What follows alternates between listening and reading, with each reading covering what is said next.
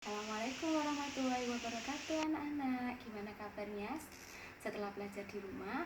Tapi sedikit terhambat ya, karena kita tidak bisa mencoba latihan soal yang akan kita prediksikan keluar di ujian nasional. Tetap belajar. Ini Bu Rosida contohkan mengerjakan soal indikator ujian nasional tentang materi suhu dan kalor.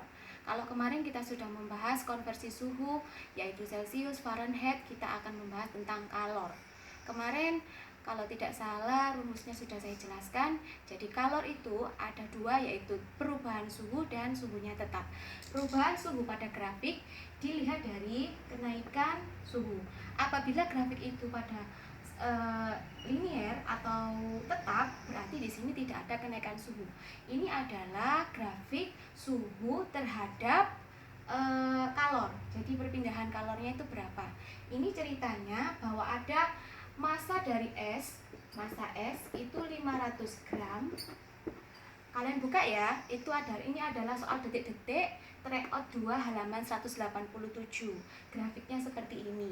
Massa es yang akan dicairkan itu 500 gram pada suhu min 10 derajat Celcius. Kemudian apabila es kita keluarkan dari kulkas, tentu akan terjadi proses pencairan di mana suhunya akan naik. Nah, di sini naik menjadi 0 derajat. Pada saat 0 derajat, perubahan yang terjadi pada es adalah melebur. Jadi pada saat melebur, proses tidak ada perubahan suhu, yaitu suhunya tetap. Pada saat es sudah berubah semua menjadi air, suhunya naik.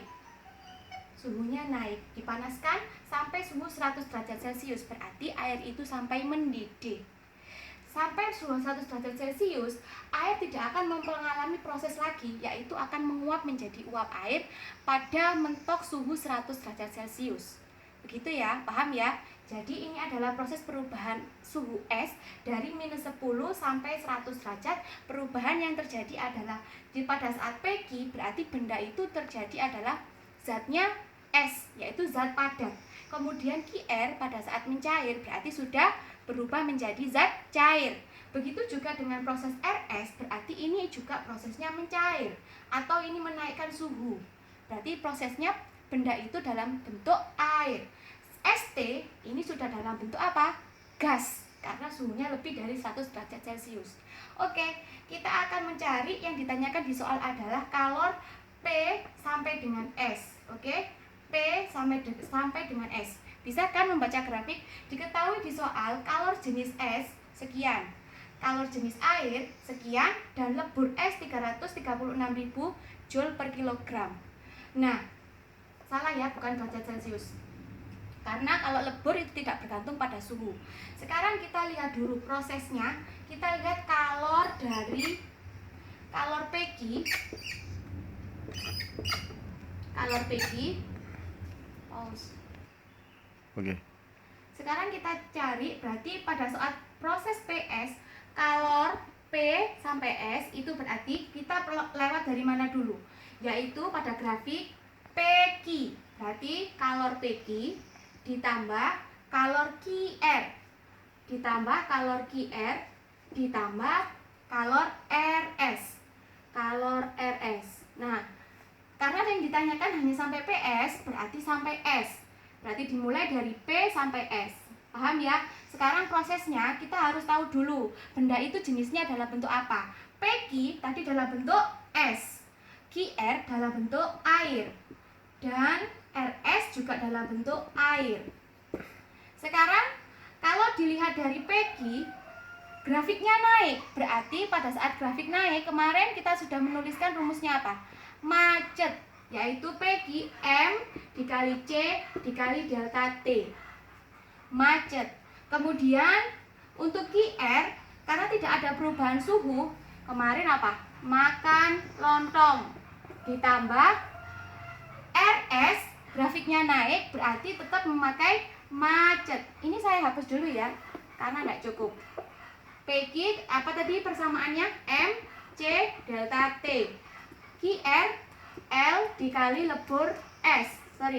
Massa dikali lebur S. Ditambah RS, macet lagi. Karena apa? Karena ada perubahan suhu.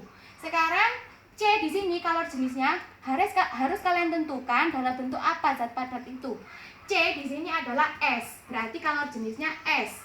Kemudian Qr lebur S, tidak ada perubahan.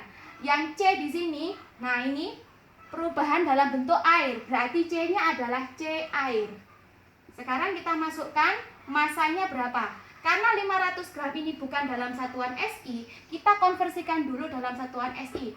Masih ingat konversi massa untuk SI adalah dalam satuan kilogram. Gram ke kilo yaitu dibagi 1000. Dibagi 1000.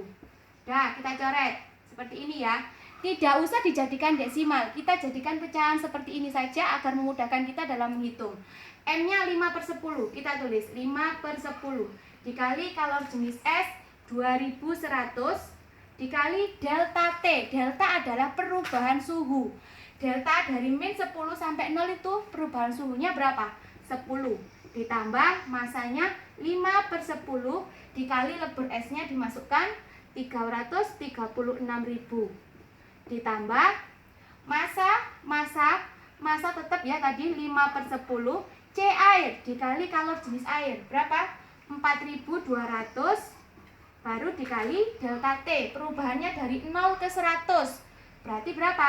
100. Nah, kalau sudah seperti ini kita bisa saling menghilangkan penyebut dari 5/10 ini.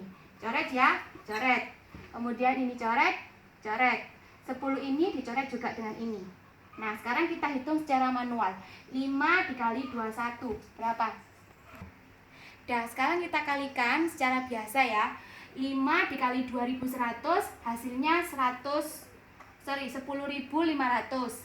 Kemudian 5 dikali 336.000 hasilnya 168.000. Kemudian 5 dikali 4.200 dikali 10 hasilnya 2.100.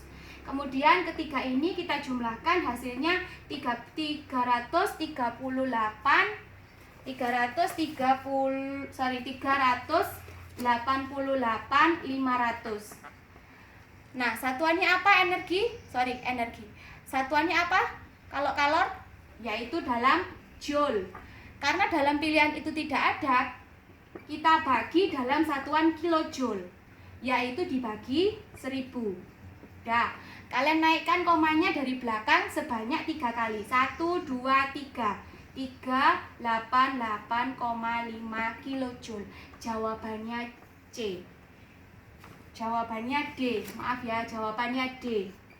Nah, di sini nanti yang diprediksikan biasanya soal-soal kalor seperti ini. Jadi kalian harus jeli dalam membaca grafik mana di saat suhu itu naik dan mana saat suhu itu tetap. Nah, sekarang saya berikan latihan soal, kalian kerjakan, kemudian upload jawaban tersebut di Google Classroom. Dan jangan lupa saat masuk, form yang sudah kalian tulis itu dikumpulkan ke saya. Terima kasih. Assalamualaikum warahmatullahi wabarakatuh.